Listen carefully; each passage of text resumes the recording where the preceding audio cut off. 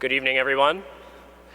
My name, as was mentioned, is David Jakubowicz, and I'm a senior from Fort Lauderdale, Florida, graduating from the Jerome Fisher Program in Management and Technology in just a few weeks.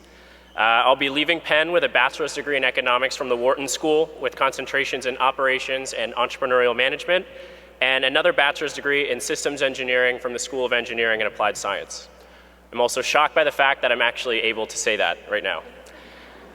Like everyone here, I owe blessings in my life largely to my family. My family is Eastern European in origin. My mom's side left Russia several generations ago, and my dad's side left Poland during and after World War II. My grandfather, my dad's side, Moniek, was a wealthy factory owner in Sosnowiec, Poland, just an hour out of Krakow. When the Nazis invaded Poland, they seized his hat factory and sent him and his family away to various concentration and labor camps. He spent the next 5 years traveling between Dachau, Bergen-Belsen, Majdanek, Buchenwald, and Auschwitz. He never again saw his parents, his 5 siblings, cousins, in-laws, wife, or 2-year-old son, Moses. After being liberated and having his health restored, he migrated to Cuba to reunite with his one surviving brother, Carlos.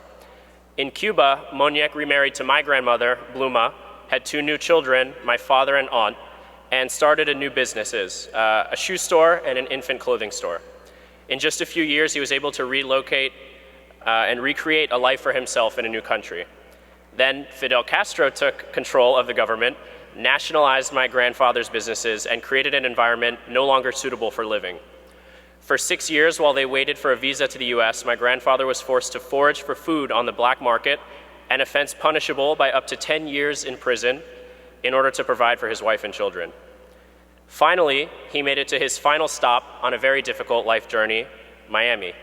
He washed dishes at the famous Fontainebleau Hotel, which many of you may have been to before, for his first few years in Miami, until he was forced to retire due to health concerns. He's no longer with us today, but I'm here today because of that man. I never expected to be standing here. My father didn't really graduate from college, and he became an insurance agent, and my mother is a dental hygienist. And don't get me wrong, they've certainly done extremely well for themselves and my family, and they raised me extremely well. But life certainly wasn't easy, especially since the Great Recession.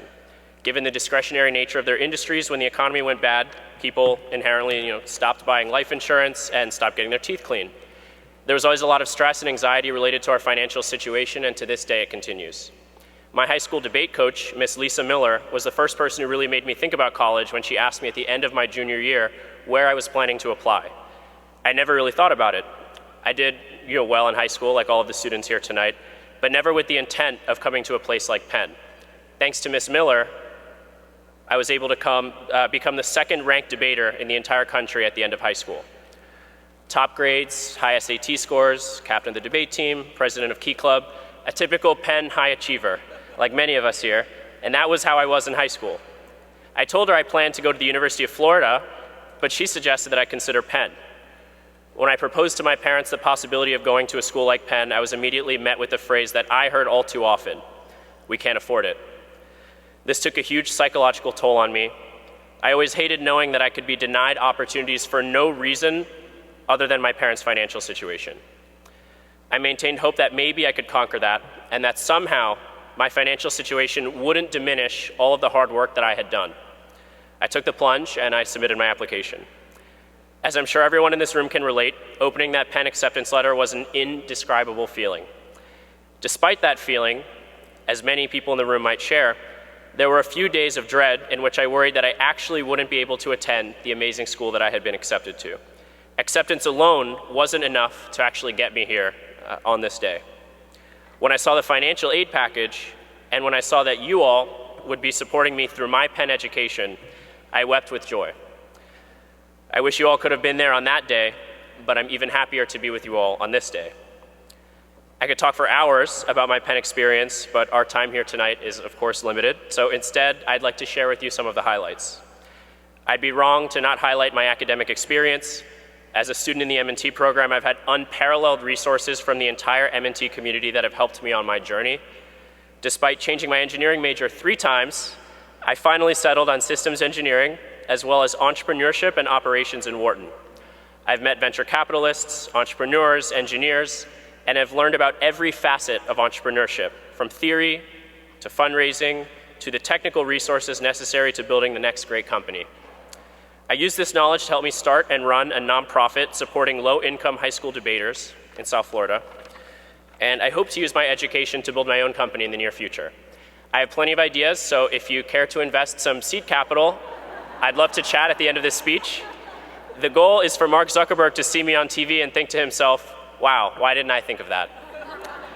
Inspired by that goal, I actually applied to work at Facebook my sophomore year of college and have since interned there twice.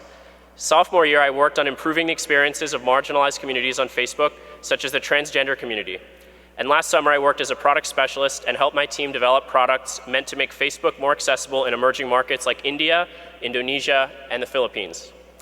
I also had the opportunity to give one of my donors, who's in the audience right now, and his entire family a tour of the Facebook campus in Menlo Park, which was an incredible experience.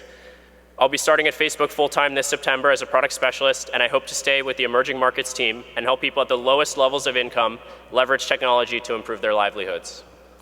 Last, I'd like to briefly mention the incredible travel opportunities I've been able to have through Penn. I had never left the country before Penn, but thanks to generous aid, I was able to do so on a number of occasions. M&T supported me through an unpaid internship at a hedge fund in Shanghai. Mayor, a nonprofit, sponsored me on a trip to Poland, the first time anyone in my family has visited since World War II. I traveled India for 3 weeks this past winter with support from the South Asian Studies Department and spent 2 of those weeks traveling with my former manager at Facebook, who is now one of my best friends. And in March, I took a free trip to Japan through the Wharton School. These experiences have shaped me and have opened my eyes to the realities and different perspectives of our world, which for me was limited to just Fort Lauderdale before I started at Penn. There's no way I can put into words how truly appreciative I am of what you all do. Instead, if I'm as successful of an entrepreneur as I hope to be, and you ever see my name again, you can't forget Jakubowicz with a CZ at the end, just know that you're all a part of my story and the stories of every Penn student here tonight. Thank you.